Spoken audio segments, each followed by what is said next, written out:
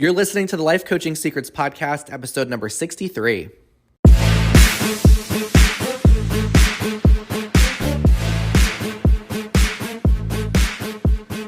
Did you know that life coaches are needed now more than ever?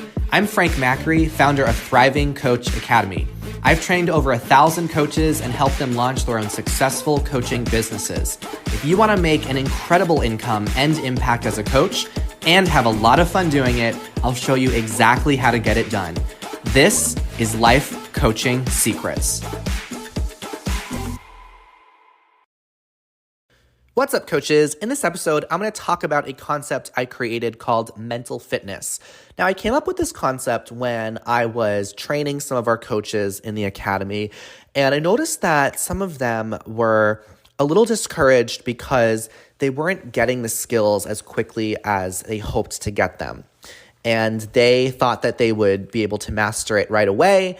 And it made me think about how we have this process of learning that we often forget about, especially as adults, when you might be living your adult life for so many years, and it may be a while before you learn a new skill, so you forget what the process is like of learning a new skill.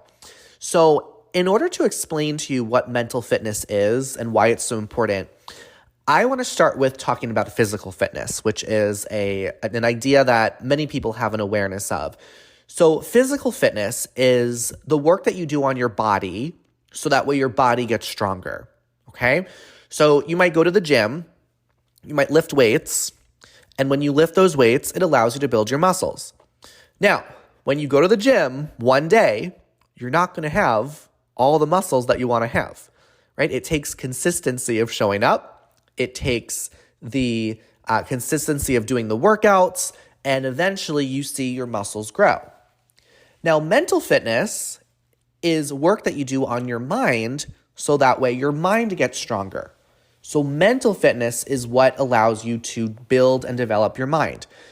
So when you lift heavy things, your muscles get bigger and you get better at lifting things. That is the importance of physical fitness. Mental fitness is about thinking bigger thoughts. Because when you think bigger thoughts, your dreams get bigger and you're able to get better at creating bigger things in your life. You see how this works? All right, so when you're in the gym and you're working out your body, you don't have the big, amazing muscles or the toned physique after one workout. Just like when you're in a coaching session and you're working on your mind, you're not going to have the results after just one insight or breakthrough. Or when you're in a classroom, you're not going to master the skill just from one lesson. So it's important to have both physical and mental fitness if you want to live a healthy and fulfilling life. And sometimes people put a lot more emphasis on their physical fitness, but they neglect their mental fitness. So they might have a really fit body, but their relationships and job are not fulfilling for them. Okay? So mental fitness is knowing what happens as you expand your mind and as you grow. And if you're a coach or an aspiring coach listening to this, it is very important you understand how people become mentally fit. Okay, if you are a personal trainer, it's important that you understand physical fitness. How does the body become more physically fit? How does it become stronger, bigger muscles, more toned body, whatever kind of physique your clients want to have? If you're coaching, it's important you know how mental fitness works, which means knowing how the mind becomes stronger. Okay, how new ideas are able to take place and take form in someone's brain. Because that does not happen immediately. Just like going to the gym for one session is not going to give you your dream body. Now, one of the things that limits someone's mental fitness is the expectations that they put on themselves for how quickly they think they should get results. Okay, so sometimes in the academy, when coaches are going through our training, at the very beginning, they might think, oh, I'm just not getting it. Others are getting it faster than me. I'm slow. I'm struggling. There's something wrong. And sometimes I'll say, wait, how long have you been in the program? How long have you been in? Just 1 month? And you're upset that you don't have it mastered by now? So it's like if you go to the gym. Would you go to the gym for one day and work out, and if you leave and you're not ripped with muscles, would you be like, oh, something's not working, my body's broken, I should probably stop? That would be so ridiculous, right? So that's why it would also be ridiculous if you expect yourself to master a new skill or learn a new thing after just your first encounter with it, okay? So part of being a great coach is being really incited and insightful at knowing how learning works, knowing how people's minds grow and evolve, having an awareness of this. Okay, I don't even know if incited. Did I use that word correctly? I don't think so. You know what I mean? Having insight onto how people's minds grow and how people learn, all right? So one of the most common words that I reframe when our coaches say it about themselves is the word struggling. And this is a word your clients are going to use whenever they have goals and they start pursuing those goals. They're going to say, Coach, I'm struggling. Whenever our coaches say that they're struggling, I say, you're not struggling, you're learning. You're not struggling, you're just learning. You're growing. This is what growth feels like. So stop saying you're struggling and start saying you're learning. Okay? Just like when you go to the gym and you lift weights, you can say, oh my gosh, I'm struggling. Or you can just say, I'm growing. I'm getting stronger. Right? You're supposed to experience resistance in the process.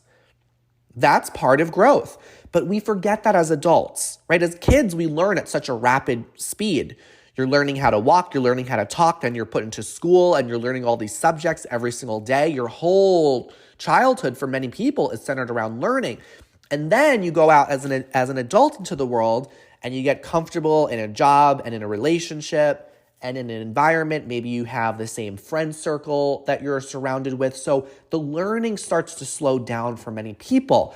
And then when you face a point in your life where you want to learn something new or grow, you forgot what that process was like. So you think that you're struggling so much. And this is why people often neglect their goals and dreams, because they've confused struggling for learning. Now, there's an idea behind learning called the 4 stages of learning. And this is something that we go deeper into inside the academy. So this is how people learn new things. This is the 4th stage. These are the 4 stages that people go through. The first stage is called unconscious incompetence. Unconscious incompetence. So this is when you don't know what you don't know.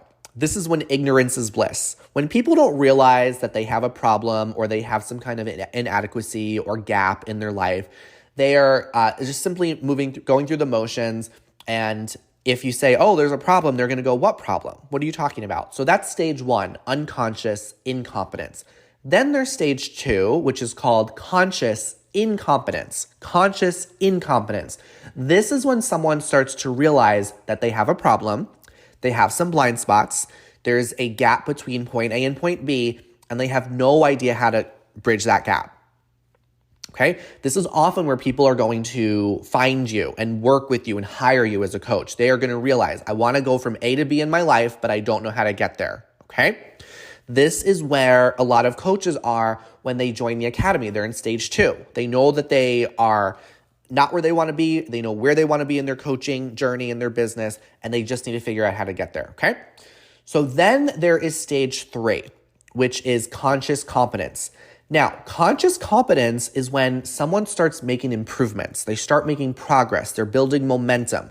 They're able to start seeing their results come little by little. This is a very empowering stage to be in. Now, inevitably, this is where people get to, as long as they keep showing up. But for a lot of people, they just stop at stage 2 and think, oh, I'm here and I can't get there and I don't know how to get there and I'm struggling to figure it out, so I'm just not going to try, or I'm just going to quit. Okay? When you consistently show up, when you allow yourself to learn and grow and realize that this is not you struggling, this is you learning, you will get to this stage, conscious competence. This is when you start having that confidence build. Your clients will eventually get to this phase and they're going to be so excited. They're going to start seeing their life move forward. Now, it's going to require effort. It's going to require thought process, but eventually they're going to get to stage 4, which is unconscious competence. Unconscious competence. Now, this is when things start coming to you second nature. This is when you don't even have to think about what you're doing. You just do it automatically. And eventually you get here, okay? So there's so many things in your life that you do right now that you're in stage 4, unconscious competence, and you don't even realize that you're in that stage, right? If you've been driving for many years of your life, you can hop in a car and you don't have to really think or use mental energy to process how to put your seatbelt on and how to shift gears and how to pull out of your garage or driveway, right? You don't have to think consciously about it, right? Just like when you wake up in the morning and you go freshen up, you can brush your teeth. You don't have to think about how to brush your teeth. But there was a time in your life when you were a kid and you really had to think about how to position the toothbrush in your mouth. You had to use your brain energy to figure out how to do it. Just like when you learned how to drive a car or ride a bike or play a sport or swim or do some kind of physical activity or cook. You had to learn all these things, and these things required effort of you. So when our coaches join the academy, I tell them that, listen, just because you have to think a lot about what skill to use in a session, and you're going to need to think a lot about what tool to use or what direction to go or what question to ask, you are not always going to use so much mental energy in your coaching sessions. Eventually, there's going to be a point where you hit stage 4 and it becomes second nature to you. So you're not struggling when you're getting started, you're just learning. And that is amazing because you're starting to see the path unfold for you. When I coach now, I don't have to think about what tool to use with a client. It happens automatically. But when I got started for those first few years, you know that I had to really think about what to do. I had to pull out my own training manuals and I had to really examine which path to go with a client because I wasn't yet at stage 4. I was between stages 2 and stage 3. And that is normal. So all of these 4 stages of learning are normal parts of the learning process. These are the stages that everyone goes through in life. These are the stages that you're going to go through when you become a coach. They're the stages you go through whenever you learn a new skill or study a new subject. Now, one of the things that prevents someone from having mental fitness is when they experience overwhelm, okay? Overwhelm is going to prevent you from progressing and becoming more mentally fit. So let's talk a little bit about overwhelm. Overwhelm is an emotion, and the only thing that causes an emotion is a thought. I know all of the students in the academy listening answered that question correctly. The only thing that can create overwhelm is a thought you're having. So the only reason that you might feel overwhelmed or even upset or embarrassed is because of a thought that you have about yourself. And that thought is some kind of rule or expectation you have around the way that you think you should be learning something. I want to say that one more time. The only reason you have overwhelm is because of an expectation you've put on yourself for how you think you should learn something. And I put emphasis on the word should. Okay? You might have a thought, I should have gotten this by now. Of course, you're going to feel overwhelmed or disappointed or discouraged when you're thinking, I should have figured this out by now. But what's true is that you've just forgotten the process of learning. You've forgotten that you're not struggling, but you're just learning. And this is how things are supposed to go, right? If you're having the thought, others are getting it faster than me, I should have figured this out by now, of course, you're going to feel discouraged and overwhelmed. So how do you eliminate discouragement and overwhelm? You get rid of that thought. You release yourself from that expectation that you should be learning something in a way other than the way you're learning it. You tell yourself, instead of I'm struggling, I'm not getting it, you just say, I'm learning. I'm figuring this out. This is normal. Nothing has gone wrong. Once you start believing those thoughts, your overwhelm goes away. And another great thought to have when you're learning something is, I only need to take this one step at a time. One step at a time. That's all I need to do. Just show up, take one step at a time, and then take the next step and the next step and the next step. One of the thoughts I love to give our coaches as well when they're going through the academy and they're learning these new skills and tools, I tell them that When you're learning everything, if there was something that you didn't capture from one of our trainings, I'm like, you just didn't need it at this moment. You're just trust that you're going to capture exactly what you need. If you didn't capture it, you don't need it right now. It'll come back to you at a later point when it's your time to capture it. So you don't need to master everything right away. That is a rule that is going to make you mentally unfit. That's going to prevent you from having mental fitness. But when you can just realize, I'm going to capture exactly what I need. I mean, imagine how much more empowered you're going to be. Like when I take my weekly piano lessons, there's times when I'm learning a song and I'm just like, I don't know what's wrong with me. I'm not getting that. This isn't working. And my teacher is so great. She'll call me out and she'll just be like, no, you're doing great. You just have to take it one step at a time. You're going to get as far as you need to get today. You're going to capture what you need. So this goes true for any area of life where you're growing. I want to emphasize again, do not call it struggle. You are not struggling. You are learning. And what makes it harder for you to learn new things is having so many expectations on yourself, so many shoulds and self-judgments, right? All of these ideas, I should be farther along. I've been working at this for such a long time. Why am I not getting it? How long is this going to take? Release all of that garbage and allow yourself to realize that you're just learning. You're at stage 2, you're going into stage 3, and inevitably, you're going to get to the point where it becomes second nature and it becomes so automatic. So as we wrap things up, I want you to think about something that you do automatically right now. You don't have to think about it, but there was a point in your life where you had to think a lot about it. It took quite a bit of mental energy before you started to do it automatically. I want you to come up with as many examples of that as possible, because if you're looking to become a coach, you are going to experience a similar evolution in yourself. And I want you to know that you are capable of learning new things. You are capable of learning new things. You're never too old to learn something new.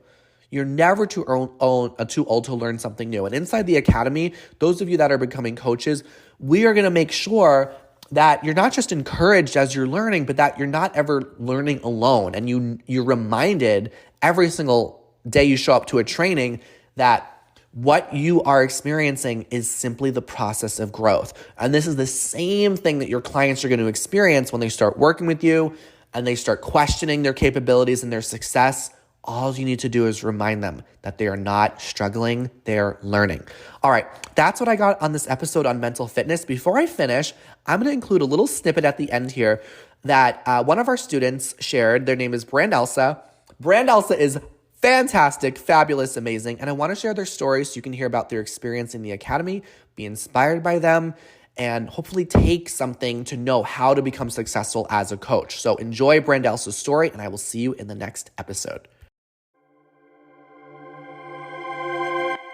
My name is Brandon Wagner. I am from Los Angeles, California, and I found my way to coaching in the middle of a global pandemic. I am a performer.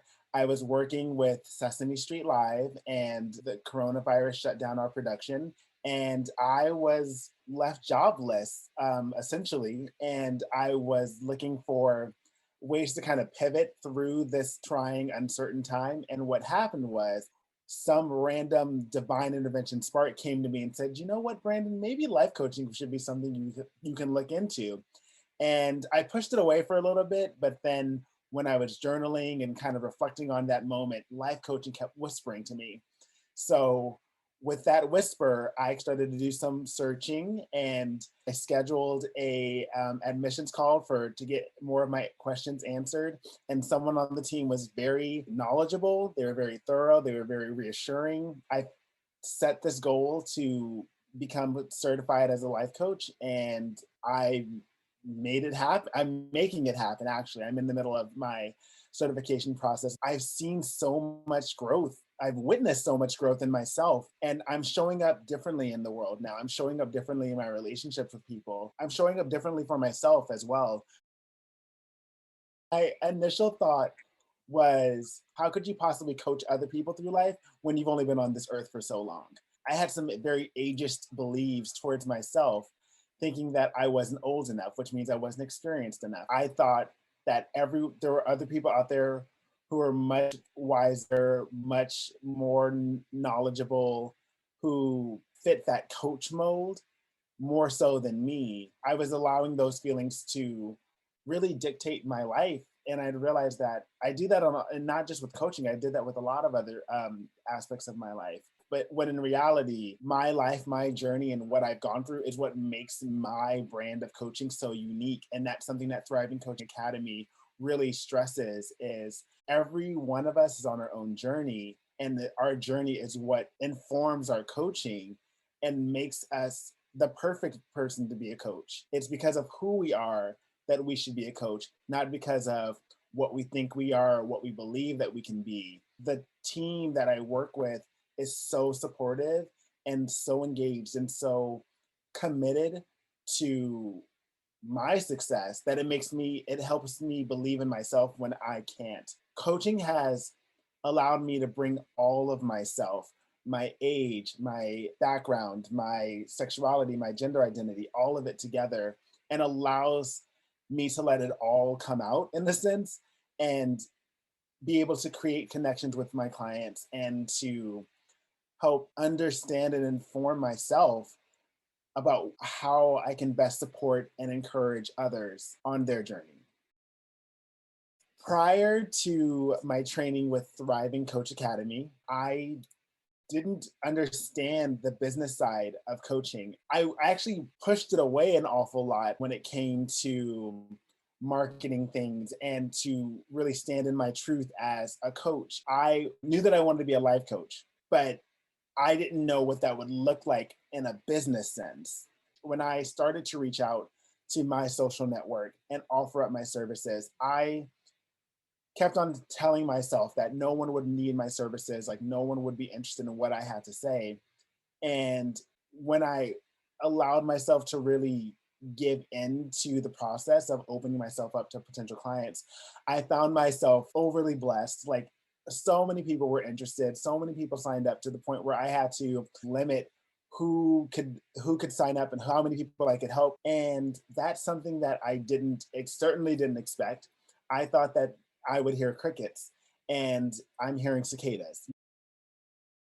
I've technically already opened and launched a legal business since enrolling in this course. What I see for my future, having gone through Thriving Coach Academy, it makes me incredibly happy and joyful. And I'm smiling while answering this because I see myself being a beacon of light for other people to heal the relationship that they have with themselves in order to let their authentic selves shine through even further. Thriving Coach Academy is helping me show up in the world in the way that I truly want to, and I know will truly help other people.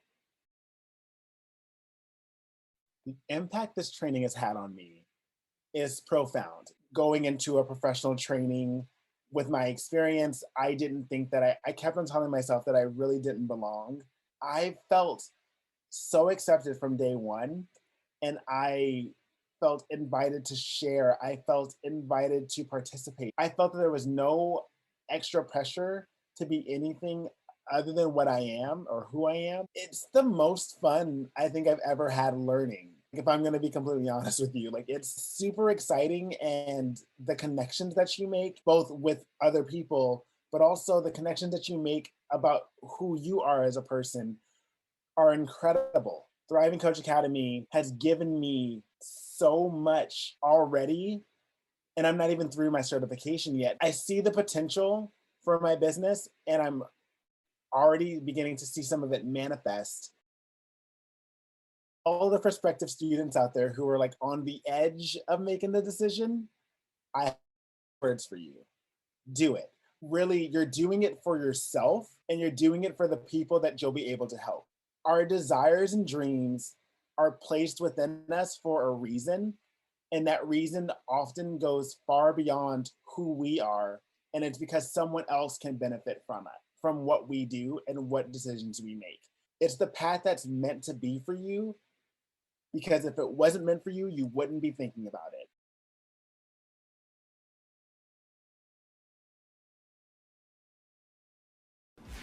Hey, would you like access to powerful coaching tools you can use on yourself and clients right away? For being a listener of the podcast, I'm giving you a VIP guest pass to get a sneak peek into my coach training program. Inside, you'll learn our coaches' secret tool they use to transform their clients' lives. And you'll also get a training on how to launch a coaching business. Just head over to www.thrivingcoachacademy.com/VIP to get started. I'll see you on the inside.